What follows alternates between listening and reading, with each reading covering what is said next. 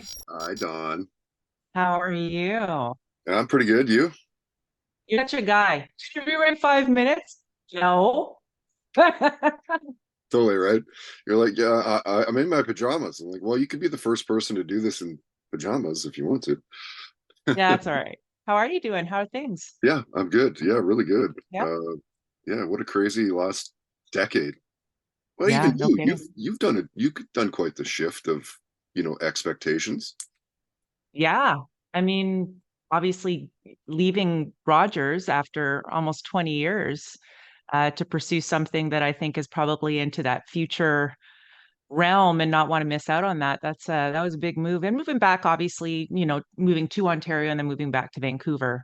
Mhm. um, that kind of thing. But it's been great, and it's an exciting time in the world. You're doing lots of teaching, then I'm seeing, and Yeah, teaching at BCIT. Basically, yep, I'm running their media labs. yep. On air and video performance and audio performance and script writing and all that Oh, stuff. It's you- super fun. And You're doing what I do, but for live selling talent.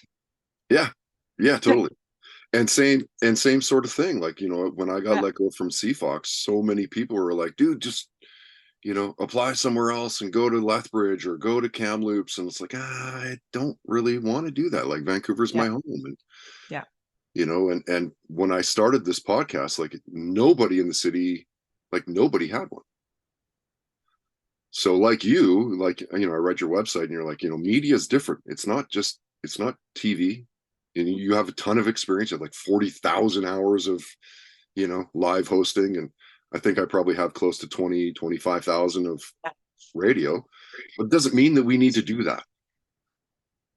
Right. Like that's the beauty of, and it's just like it's the Wild West. This Yeah.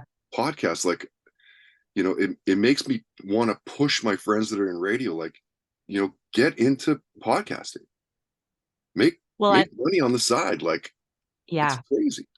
Well, and to that point of the Wild West, right? Like, I mean, CRTC is not, it's different, right? You don't have the same restrictions. I mean, you also don't have the same security, when you're an Sure. entrepreneur. But, if you're hungry, if you're driven, if you have something that other people don't have, or you can, amplify in a way that maybe they wouldn't have the opportunity in traditional broadcast. Mm. Uh, I think there's lots of work for everyone, to your point of some of the stuff you're doing. I mean, I kind of do that for other people as well. There's room for both of us because we both bring different talent.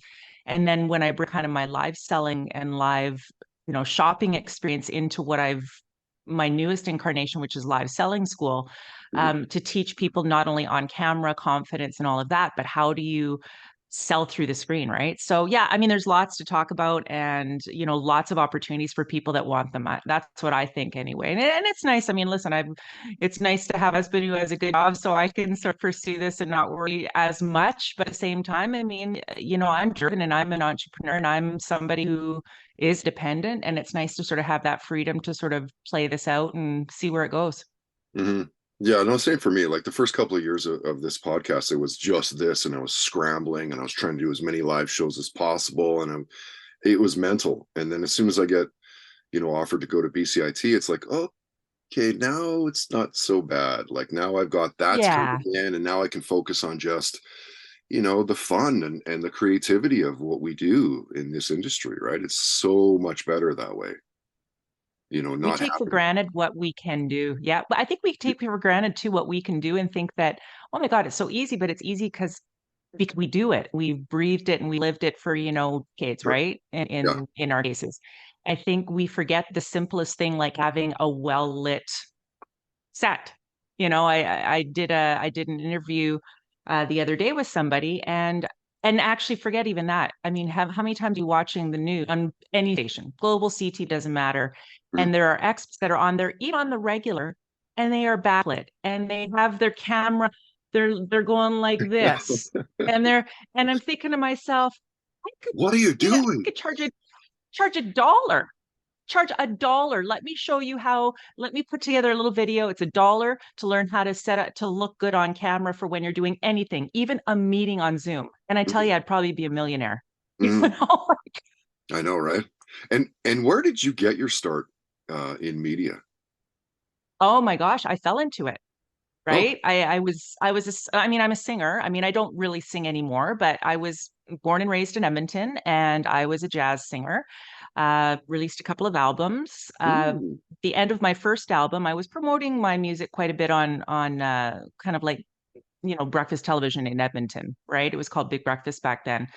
And at some point, I would do my music there. I would sing there. I'd promote my gigs. The odd time, I mean, they really were great to me because they would sometimes send a camera out to my gigs, covered my CD release party and all of that. Anyway, at some point they kind of said, "Why don't you come and audition to be like?" This is back in the day when you called it the weather girl, right?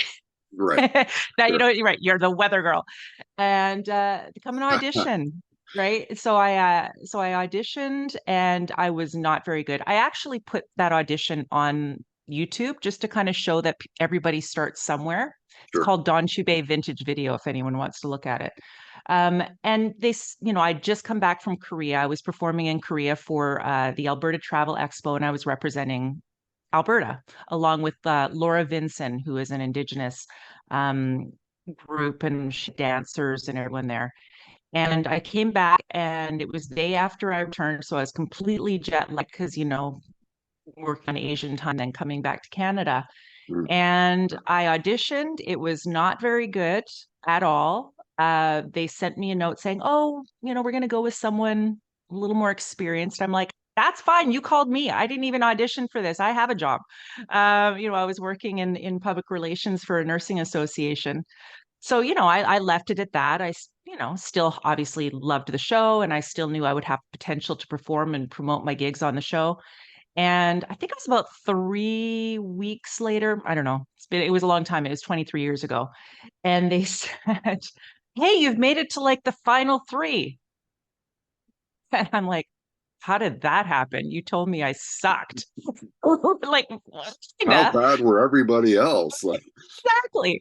And they said, "Well, we know you don't have any television experience. You didn't go to, it's Nate in Alberta, but that would be like the BCIT, right?"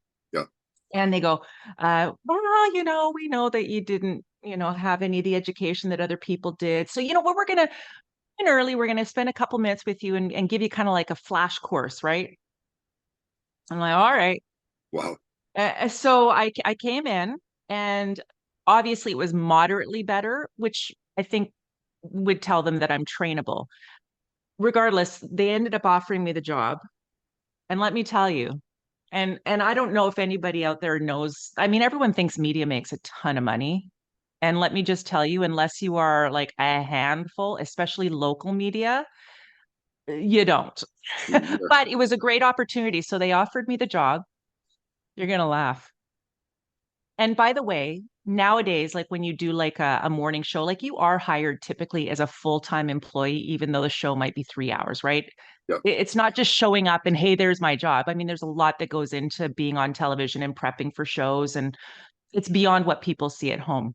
mhm, So they offered me what they called part-time, which I think was kind of, obviously a way to sort of not pay as much. But hey, I'd never been in TV before, especially like as a broadcaster. They paid me $15,000. I took it. that's But you know great. what? And then I ended up bartending on the side. I was the day bartender at Joey, on Jasper Avenue. Darren Getty hired me. I used to work with him at Earl's. Now he kind of runs all of the Joeys in, I think, North America. But Wow, I ended up, getting another gig. So I'd work on the morning show, and then right after I got off air, I whipped down the road to Joey Tomatoes, it was called back then. And I was a day bartender, so I'd be like, I'm, loading up the liquor order, cutting the limes.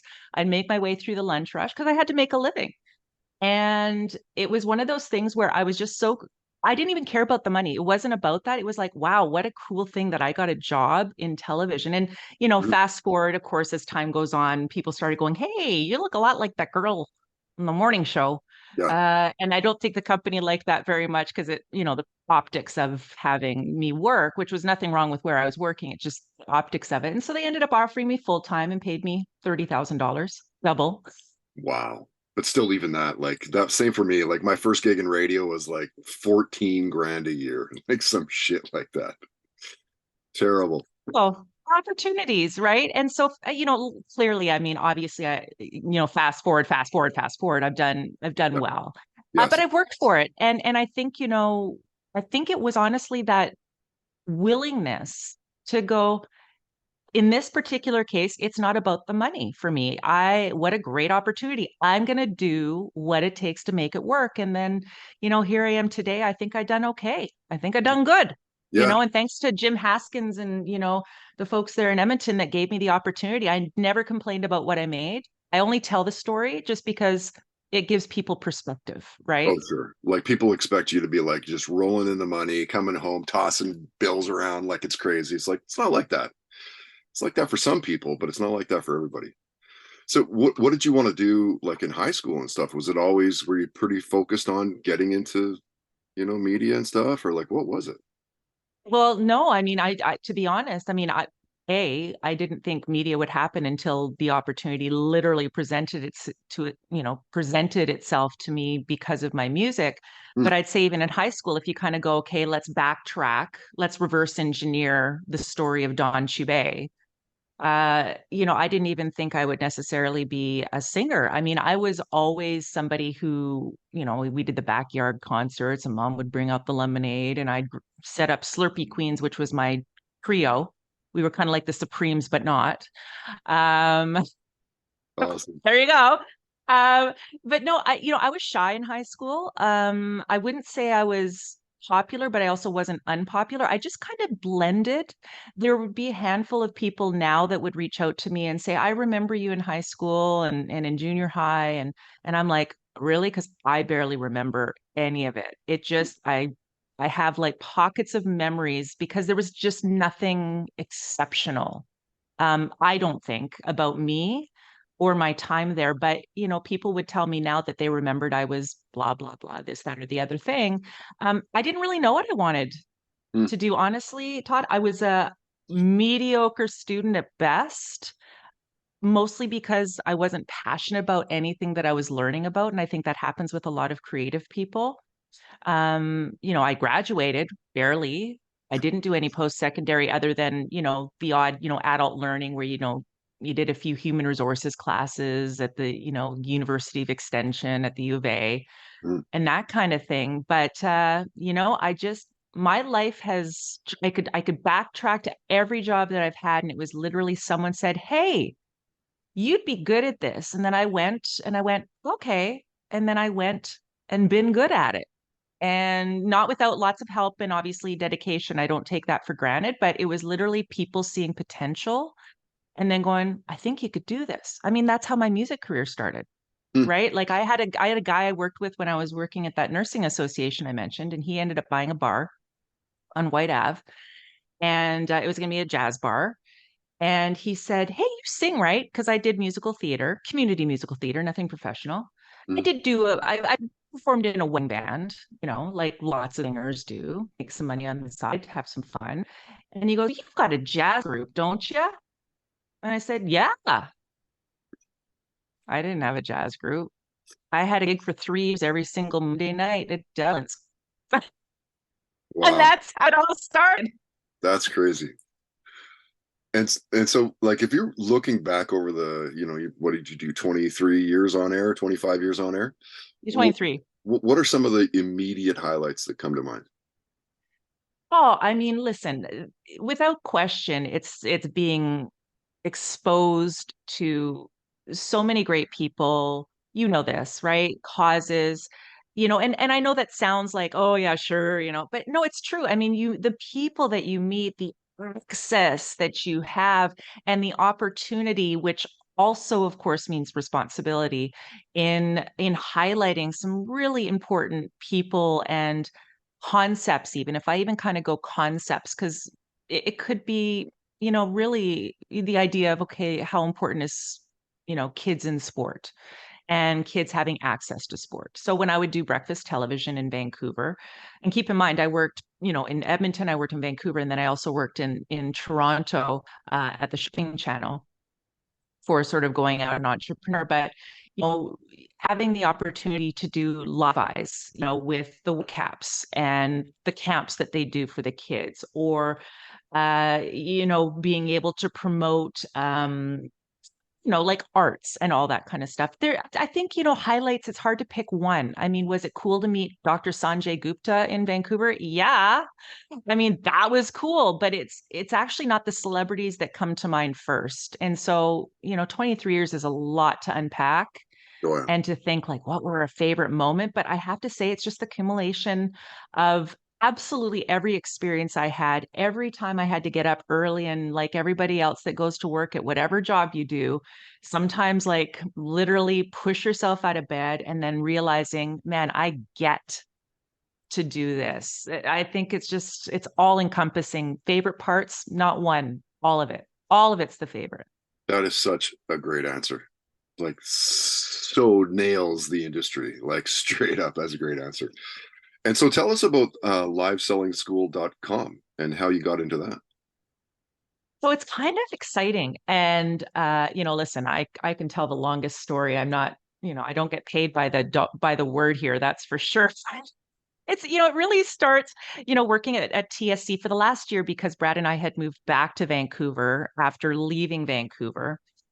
He had an opportunity back here in Vancouver, but I actually commuted for a full year back to Toronto. So I kind of worked a really great deal, and thanks to the folks at Rogers that even thought this was possible, because on air, there's no such thing as working. Well, No. radio may be a little different, but in Kind of. television, you can't work remote. Like you just can't. When you have a studio, that's where it happens.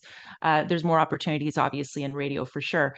But they worked a deal where I said, listen, let's front load or back load or mid load my entire month's worth of work in 10 days.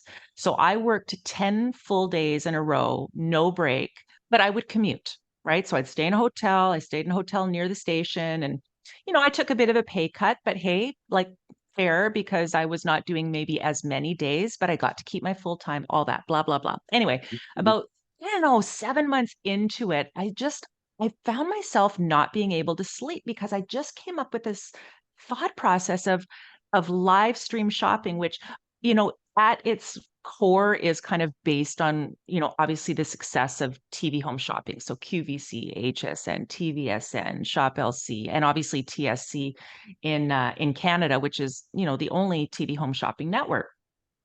But even those shopping networks were doing live stream shopping. And it's not the same as linear, or for anybody, listening or watching, it's not the same as what you see on TV.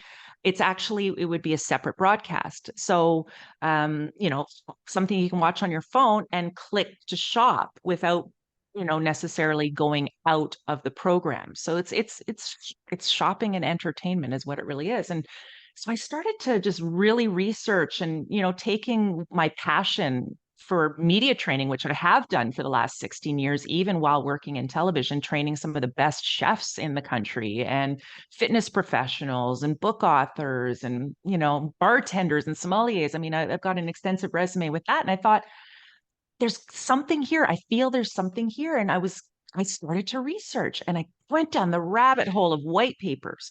I didn't even know what a white paper was, which is basically research, right? Someone spends a lot of money and does a lot of research. And so I started downloading these white papers to the point where like my memory on my computer was gone. I almost had to buy another computer, it felt like, or some sort of hard drive.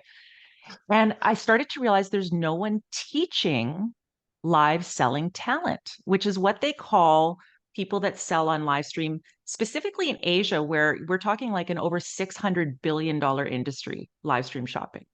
Wow. So that's what they started to call and talk about this growing roster of live selling talent. Now, full disclosure, in the US, it's, US, Canada, it's obviously not to that level. But listen, you can start to see like, hey, something's happening here. Mhm. So I started to look, and I'm like, there's nobody doing this. So I thought, well, gosh, I know how to teach people. I'm good at teaching people.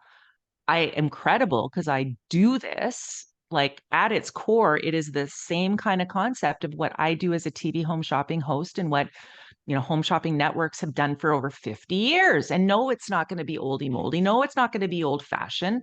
If you want to sell thigh masters and all that stuff, go for it. But I don't, I didn't want people to think it was like that. I wanted to them to know it's modern and transferable in those live selling skills. So I realized no one was doing this. I created course. It's just in the final stages of recording. Actually, as soon as I get off with you today, I've got to record my next few modules. Oh, fun. And I opened pre-enrollment for live selling schools. Learn the HSH method of live selling. And let's all together guess what HSH might stand for? Home shopping host. And so that's where it's going. And the number of calls and emails and messages I've received literally, and Zoom calls like this that I've done, I'm not even joking, around the world, Singapore, Tel Aviv, New York.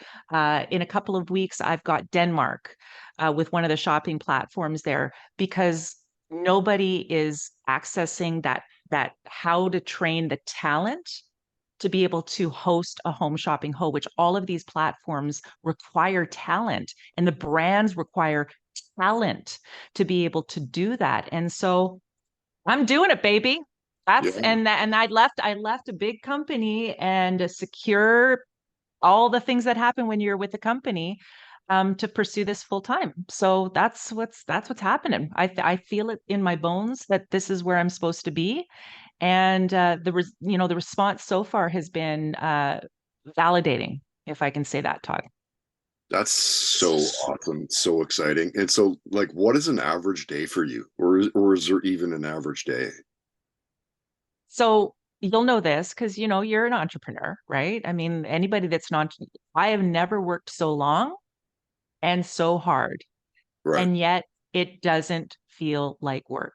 How many of us, how many of you out there have, gone to work and thought, oh my gosh, what a grind. Oh my gosh, is it hump day yet? I got to get over the hump because that gets me closer to the weekend. I hate Mondays because that means the weekend is over.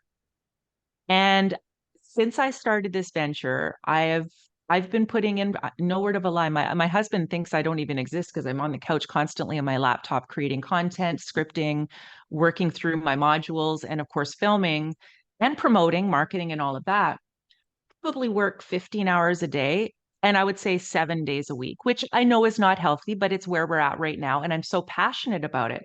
But in no way am I ever going, oh my gosh, I can't wait for the weekend. Oh my gosh. It's Mm, just, for me, that's where the secret, sauce is. That's like where the light bulb moment. And I get that it's a privilege to be able to do this. I'm not, gosh, I mean, how lucky do I get to do this and focus on my passion? But yeah, it doesn't feel like work, but I've never worked so long and hard mhm. as I've done in the last, specifically since I left Rogers, in the last 3.5 months.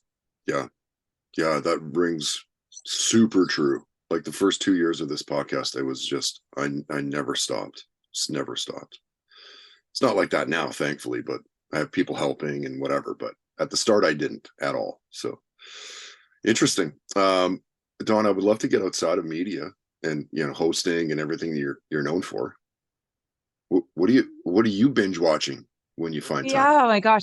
So right now, I just actually this morning, because I was supposed, you emailed me and I was like literally in the middle of, season 3, episode 8 of Physical on Apple TV, Oh, what's that? with Rose Byrne. Oh my gosh, it's so good. I mean, I don't think it's based on a true story, but it's sort of based on that health industry of back in the day when aerobics first started coming out, and, the idea of working out at home and all that, which of course, fast forward now, like, I mean, selling fitness equipment on TSC, welcome to my life, right? I mean, it's just so funny how all of that.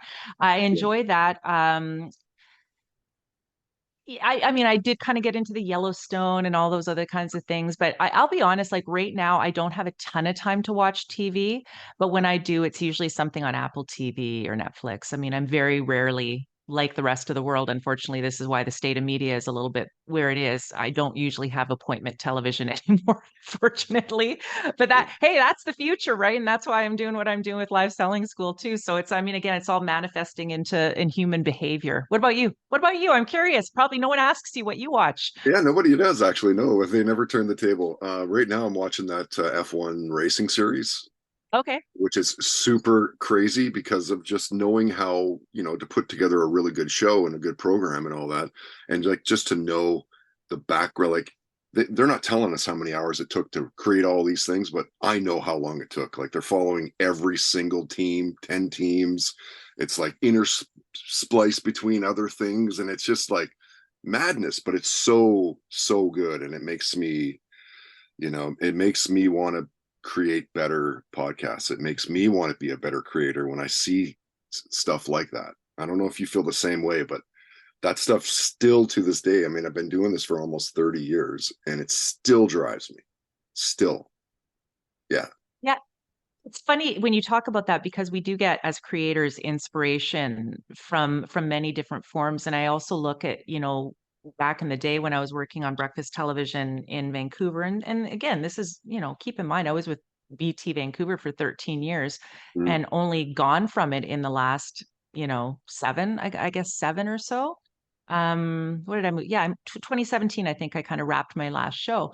mm, But, I was doing live eyes at the SPCA and, came up with this idea of, hey, maybe we should do like a BT Pet of the Week. And obviously, as all the media stations, I mean, there's just no resources, right? They're not going to send a camera to do it like a once a week, little highlight on animals and this and that. And so I took my camcorder because I did go buy one because I had one obviously needed for my media training. Although, let me tell you, as creators, just so you know, this works just as good as anything, oh yeah, just so you know, big time. and better in most cases because it's handy.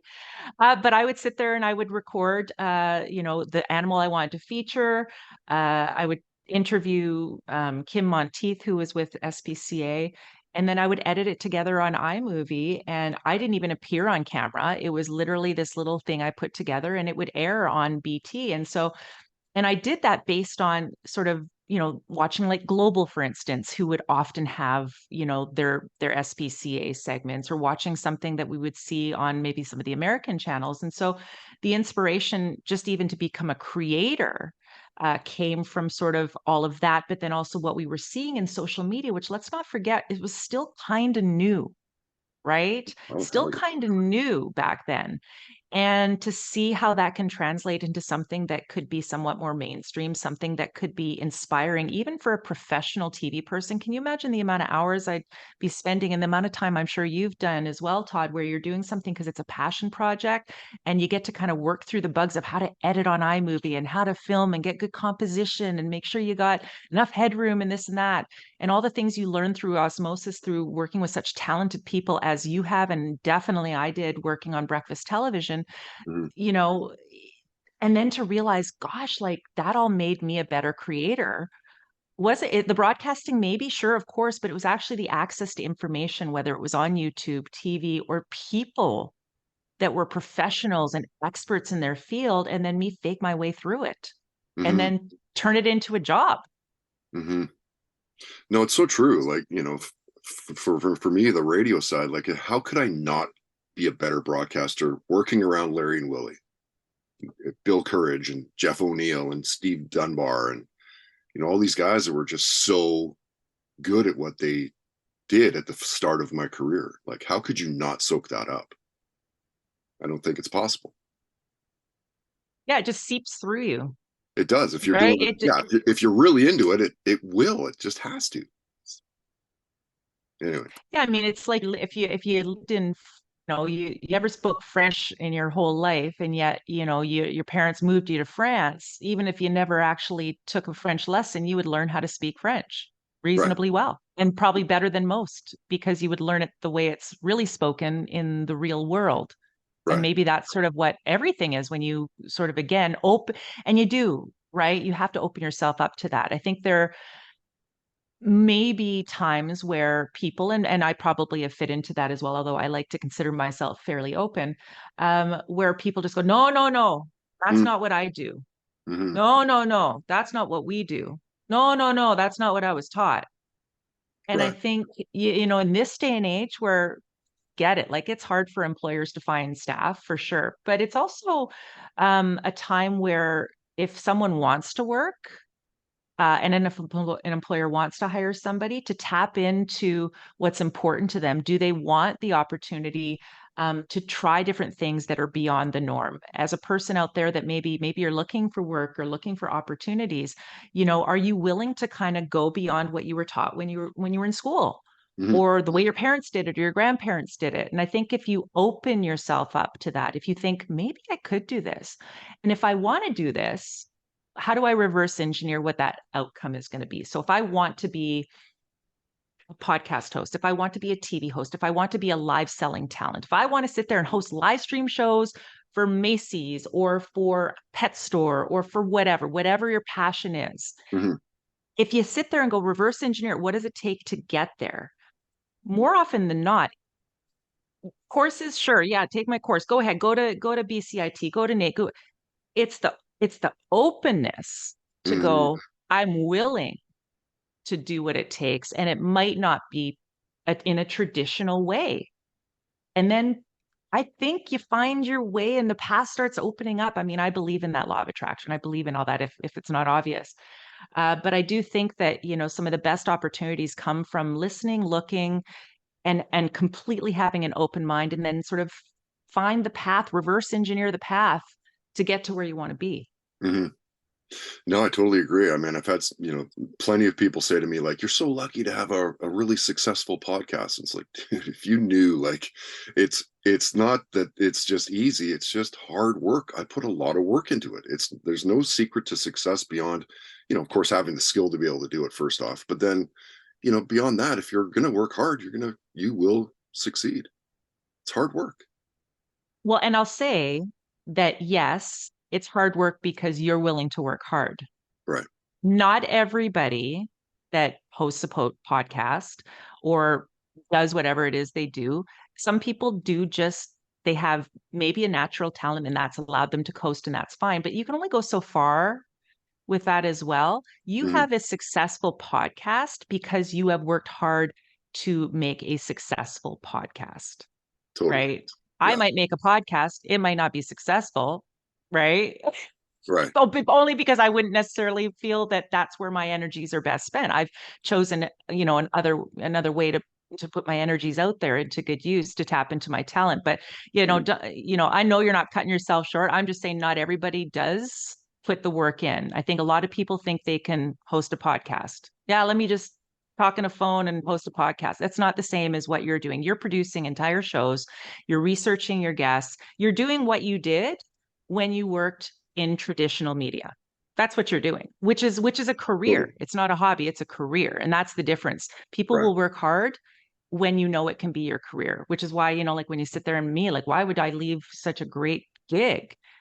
Because I know what my next career is going to be. And so, yeah, I might take a couple hits right now Mm-hmm. because I'm building it just like you did, right? There's no way you started off with a completely successful podcast right out of gate one. Of course not. Sure didn't. Right. But when you know it's where you're supposed to be, you'll work hard to get there. Right. And then my thing is, but of course, it's going to be successful because I feel that. And when you know you're doing the right thing, and you know this too, Todd, you're doing the right thing, you don't question it. You just know there might be twists and turns, Sure. but it's happening. Yeah. It's happening. It's just a matter of time. Yeah. Yeah.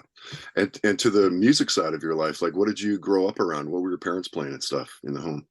Little everything. I mean, we had one of those, I don't know if you remember, they looked like a coffee table, but they were like really big, and you opened it up and then you had the turntable on one side, the cassette over there, and in the center, an 8-track.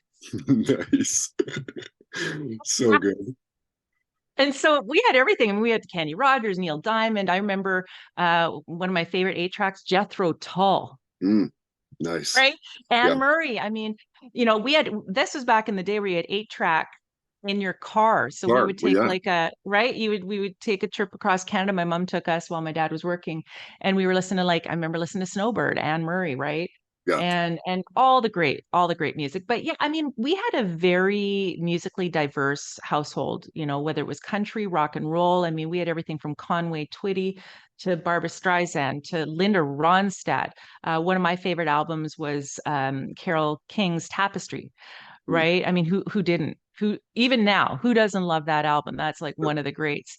But very diverse. I mean, I've got like my husband's had a huge record collection. I noticed that behind you. Yeah. That's great. And we got everything. I mean, he's a big Rush fan. So that's who something. Come on. I mean, if you're from Canada, you better be a Rush fan. Right. Right. But I mean, I like it all.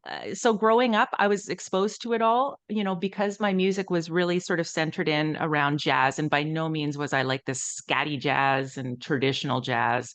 But I liked, I love Diana Krall. I mean, I'm going modern. Where do we start with that? Ella Fitzgerald, Billie Holiday, of course. Cassandra Wilson's still one of my favorite, jazz artists. But, one of the albums we just listened to the other night was a Miles Davis album. So yeah, diverse. There's no one group. I think all music has something to offer. And what's interesting, and you'd know this as well, Todd, is a lot of the music that we're seeing right now.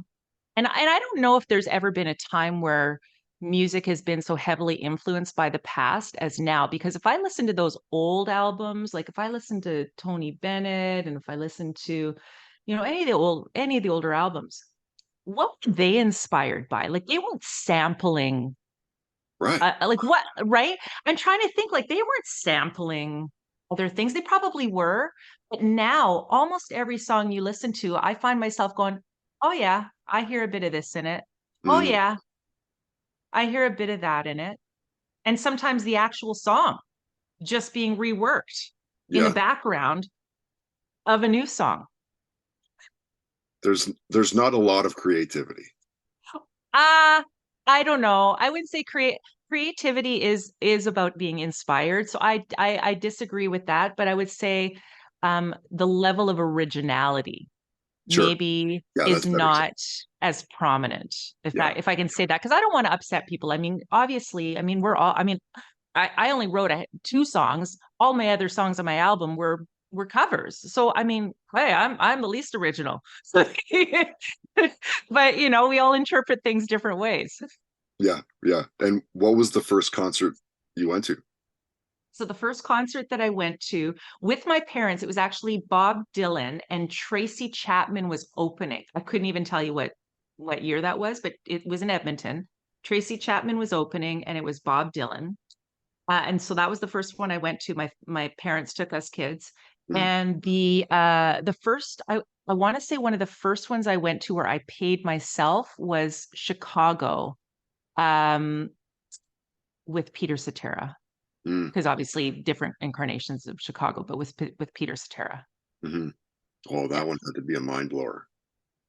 Yeah, I mean, I don't even know why. I mean, obviously I like Chicago, but why was that my first? I don't know. Like I was old enough. I had enough money to buy a ticket and it was coming. I have no idea because my criteria now for what would, make me purchase a ticket, especially at the prices they are right now, and Mm. to dedicate like a night of my time, maybe traveling for it.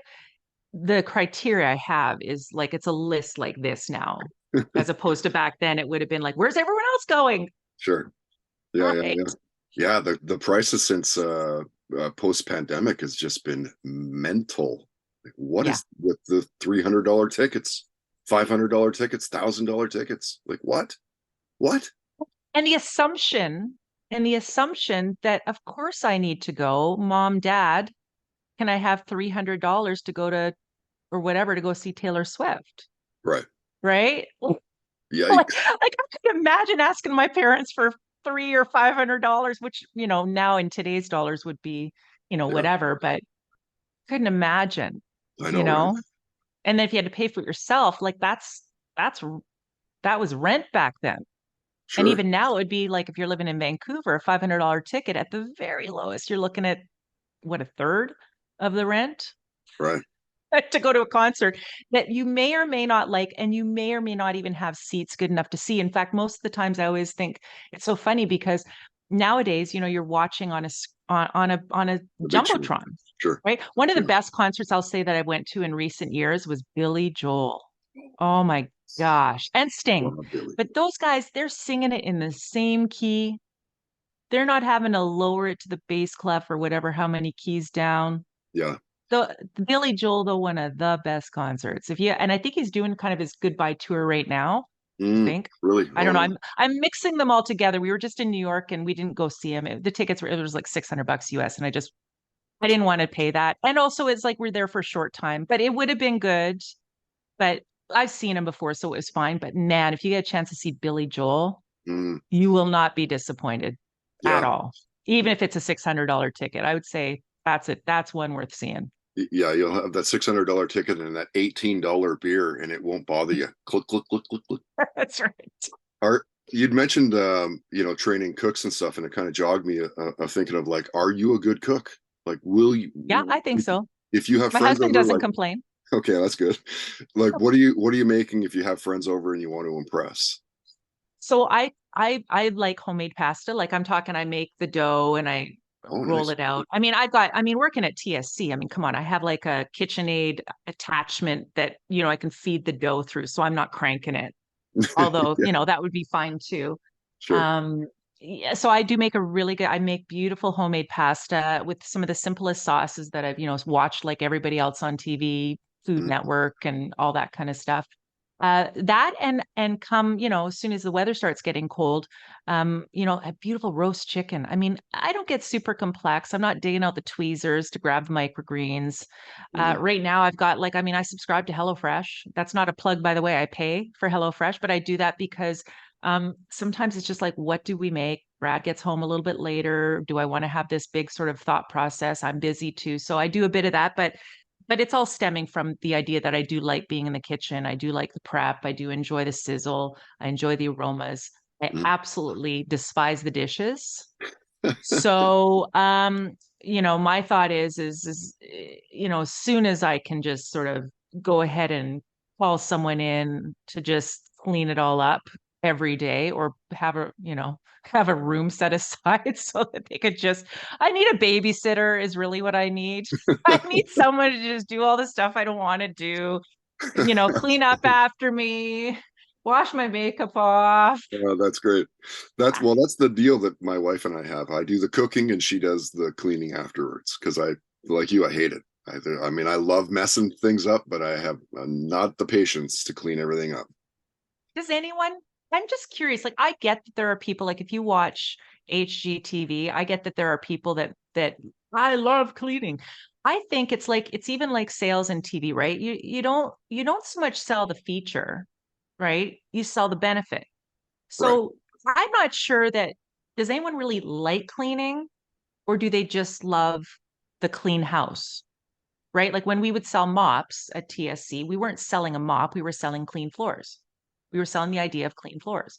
And so to that point, does anybody really like the actual cleaning or do they just like the result? Probably the result. Yeah. That's my thought, but maybe I don't know, maybe someone out there. Come Somebody's to me. crazy. Maybe Come to somebody is. me. If you like cleaning, I will call Todd right now Right. and he'll give you my email address and you're welcome to come on. Swing on by. All right, Don, I'll ask you a couple more and we'll wrap it up. Thank you again for your time today. My God, thanks so much for asking. What a thrill to be able to be asked. Thank you. Yeah. I was not necessarily a question. I generally ask everybody that comes on if they have a near death story where you're like, holy shit, I could have just died there. Hmm. Not, I don't think so. Honestly, I play it pretty safe in the world.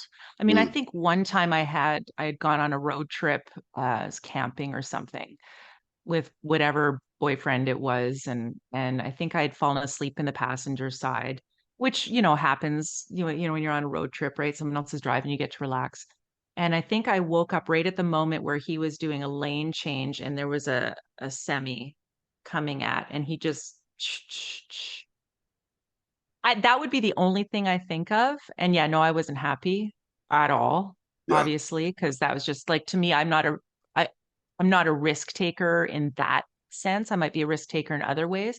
And so for me, the idea that someone would not only take a risk with their life, but would risk my life, that was, yeah, that relationship didn't That's it. You're done. Like, did last. But no, done. yeah, nothing too crazy. Yeah, I'd say nothing too crazy. What about you? What Love. about you?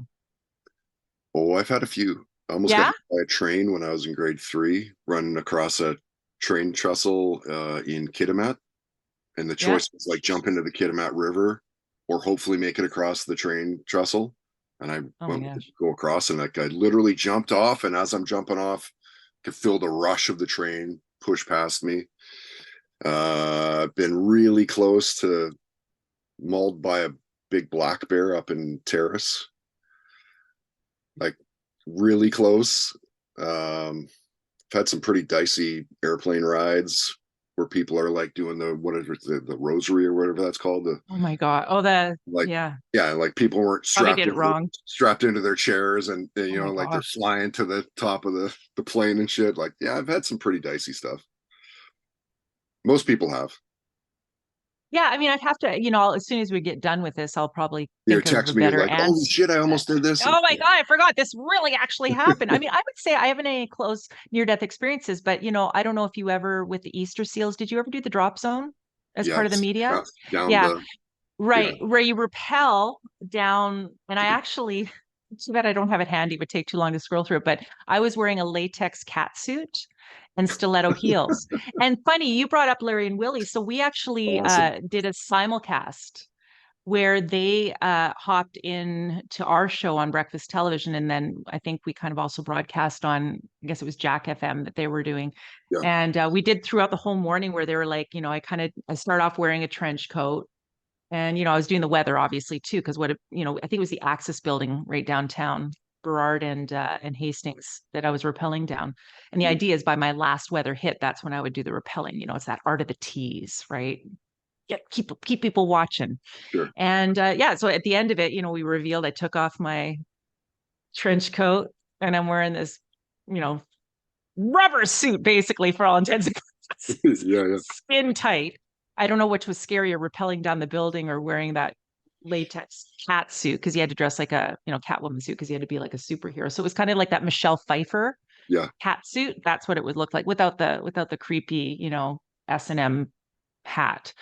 And and and yeah, so I would say going over the edge of that, especially live on TV, it wasn't a near death experience, But it but could that be. would be one of the most scary moments. And of course, it's safe. I mean, window washers do it all the time. They wouldn't have us do it live on air if it wasn't safe, clearly. Although they do make you sign a waiver saying if you die, you're not going to sue us, which doesn't make sense. I guess it's if you get hurt. Yeah. But yeah, I mean, I'd say that would be the most scared I've been if I Mm, was going to reverse the question a little bit. yeah. I once did when I was doing a morning show in Victoria, they had us do all these crazy things like cave spelunking, whitewater rafting, and skydiving. And they were like, you have to skydive. And I'm like, I'm not skydiving, man. There's no chance I'm not doing that. And they're like, you have to. And long story short, I did. And it was super fun, exhilarating, and everything else. But like the things you do for your job, who in their right mind would jump out of a perfectly good airplane? Well, it's peer pressure. I mean, ultimately, and listen, I had great experiences that I never would have had if it weren't for that pressure with the red light on, is what we Yeah, call that when you're live, right? Because you right. can't turn back. Like I'm sitting there, one leg over the edge, and my producer, Deb Wally, is looking at me and she goes, I saw in your eyes they started to water. But you cannot turn back. Yeah. So when you think about it, I mean, you get pressured to do a lot, but I mean it's always for the whole reason for anyone watching, like, oh my gosh, like, are we treated poorly because we're pressured to like do these cool things, jump out of it? Of course not. The idea is to allow people to experience through us, right, what maybe they would do or wouldn't do, or they just want to see that you're a real person and you get scared like someone else and you do the holy shit, oh my god, right? And I Mm, mean, that's kind of a little bit like with my live selling school is when you're selling product through a screen. And this is the same with home shopping, right? When you go into a store, you can, as a customer, touch things yourself. You can smell things, you can taste things. When you're buying through a screen, like knock, knock, knock, knock, knock, you have to be able to touch, taste, and try on to make a purchase. Most people feel they need to do that. So, as a host, and so this is whether you're a traditional broadcast host or a live selling talent, live stream shopping host, home shopping host, it's the idea of letting people feel and experience vicariously through you, which is, the skills that I'm teaching. But to bring it back to what we're talking about, I mean, it's not that we're pressured to do things. It's not that, oh my gosh, Todd, you have to do this. Well, you have to because it's part of your job. You get paid to. But there is a reason behind it. It's not to make you scared. It's not to make you uncomfortable. And if it is, it's so that you can be relatable to what other people might be experiencing in life when they're uncomfortable, when they're a little bit scared. And that's the privilege. People say media is really powerful, but it's the privilege that we get to do that that makes it such a cool, cool thing. mhm. Yeah, what a trip to be in this industry, hey? You're It gonna look is so much very, better. very lucky that one day someone said, "Hey, we think you'd be good at this." Then they told me I sucked, and then they gave me another shot. And here we are 23 years later. So yeah, what a trip. What a Yeah, trip, but the journey still continues, right? And how lucky are we that we get to do that? yeah. Well, that was actually how I want to wrap things up. Is like, where do you see yourself in 5 years with the live selling school? Um, Still doing it? What do you think you're going to be doing in Well, 5 years? well, I mean, developing a whole new way of selling. And listen, it's based obviously, I mean, sales is sales, right? I'm offering another way to do it that reaches people in a different way. So, once I've got my method out there and people are doing it, I mean, I'm part of that growing roster and development of live selling talent. So in 5 years, you know, will I still be working a one-on-one with people in corporations? Because that's where I see this going. Mhm. There's the course that I'm doing, which anybody can access, and I think there's lots of reasons to learn live selling skills, even if you never want to sell on live stream. It's a different way of communicating. It's a deeper way of communicating, as I just kind of alluded to. But I see myself also working with large companies to help develop their brand ambassadors. I mean, I may never appear on TV again. Like that's not what my goal is here. My goal is to develop people and train people, which is my passion, but it's based on my expertise. So in 5 years from now, I think that we are definitely going to see, although again, I mentioned China, how big live stream selling is there and shopping, how it's not nearly that in the US, but the projections are incredible with the opportunity. And so I think what's going to happen is I will have been a small part in helping grow that industry and grow that talent. In 5 years, if things go well, I hope to be on a beach somewhere, and maybe doing the odd Zoom call. A Yes. 100%. But not because I wouldn't want to keep doing what I'm doing, but I see this, and I'm not trying to be arrogant or anything about it. I really believe this is something um, that people need, that brands need, and are going to want as they grow their own influencer and brand marketing strategies.